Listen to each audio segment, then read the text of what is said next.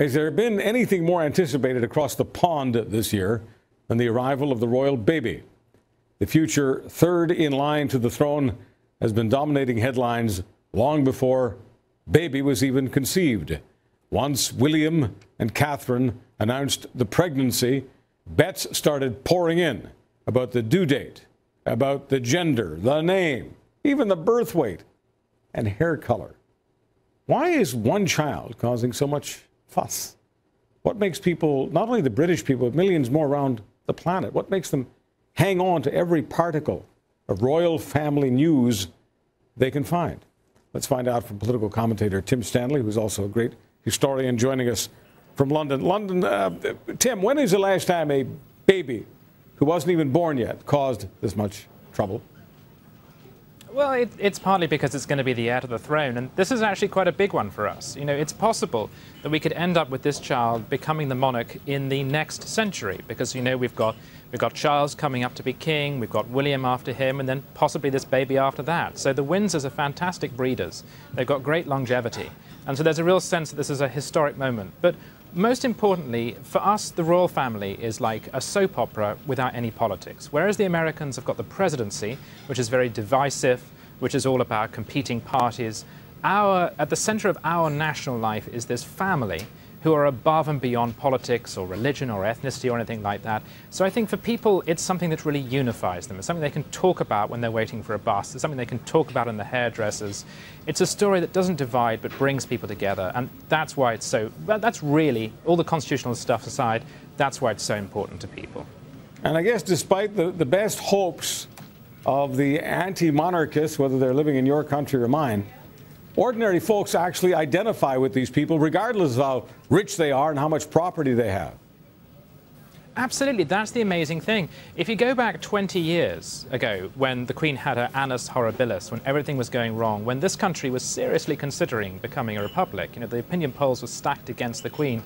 It's amazing how that's been turned around. That's partly a PR job, but also just because I think people really identified with William, the son of Diana. I think there's a natural connection there, but also with the Middletons. I think the British monarchy has been had some of its snobbery taken out, some of its formalism taken out, and people really do identify with these kids, and they look at them, and they don't see a posh person. It's not about class, it's not about hierarchy or order.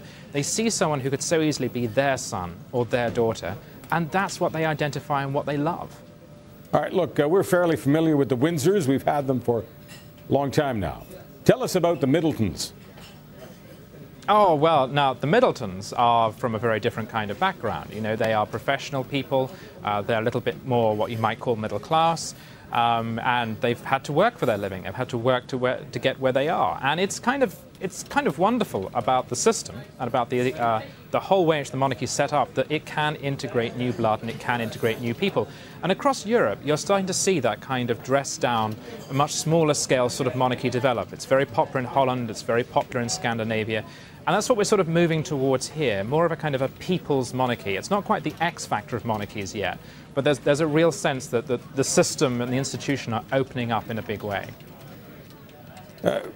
Dr. Stanley, permit me a very, very superficial question. Sometimes I go to superficiality. You'll forgive me if we're talking about babies.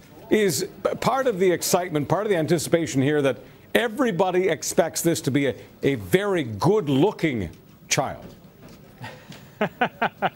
And why wouldn't it be? It does have fantastic genes, although William's hair is starting to thin. Unfortunately, there is a curse line of the Windsors that they do have slightly thinning hair.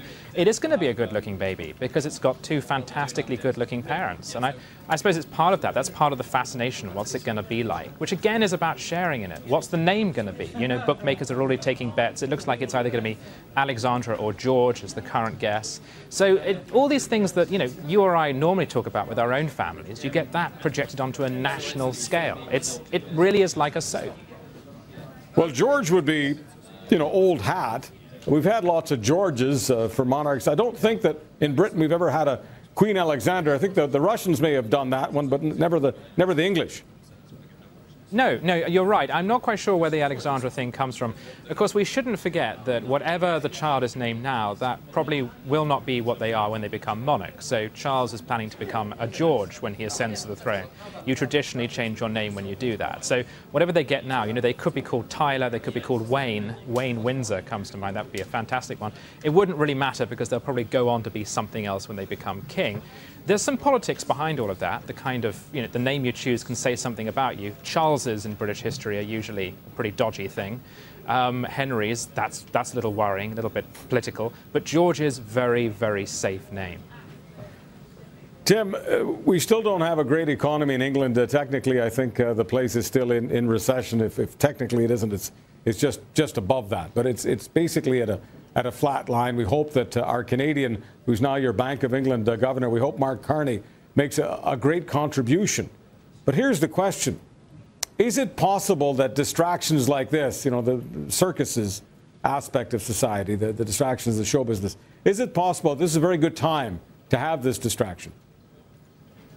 I think that is a good question, and it's something which has genuinely troubled me. In the last couple of years, Britain's gone through this cycle of having big events that do feel like distractions. So we had the Olympics, we had the big celebration for the Jubilee, for the Queen, we've had a wedding, and now we're going to have a birth. And sometimes it feels like these things are being organised so that the government says to the British people, everything's okay, it's all right, it's good to be British still. There is an element of that, but of course, you know, if you're being purely financial and mercenary, the monarchy does bring in a great deal of money, and all of you foreigners and all the people overseas who love our monarchy and come to Britain to come and look at it, well, you contribute towards our treasury. So I'm sure it's actually a net gain for us. All right, in the quick minute that we have left here, Tim, let me just ask you about a troubling story that we saw this week. It was very, very visual. A black woman, young black woman from Africa living in Britain, wanting to make a life for herself there, puts a sign up in a restaurant saying, I don't bite. This is her way of saying to some of the white neighbors that she's really a good person. Yeah, this is a really sad story. It used to be the case in this Britain that white people, in the terrible bad old days, would put up signs saying no black people need come into this shop. Now, black people who own the shops are putting up signs saying, I'm okay, I don't bite. It speaks to how there's still a great deal of racial division in this country, and it's incredibly sad. And it's just so terrible we haven't moved beyond that. And I'm afraid that's one of the legacies of racism that we just haven't gotten rid of. All right, let me try to hybridize this segment in the few seconds we have left now. Do you think that's something that either William or Kate may talk about publicly in the next few years? About the question of race? I don't think they have to. Again, that's one of the great things about the monarchy. Because it's above politics, because it's above all that sort of thing, they understand not to do that. I think if they did do that, that would inject new politics into their institution, and it would mess up the debate within the rest of the country. They don't have to do that. And it's so nice looking at the American system where everything Obama says creates trouble. It's so nice being governed by people who are just above petty politics like that. Tim, thank you very much for the visit. Always a pleasure. Have a great weekend. Tim Stanley, historian.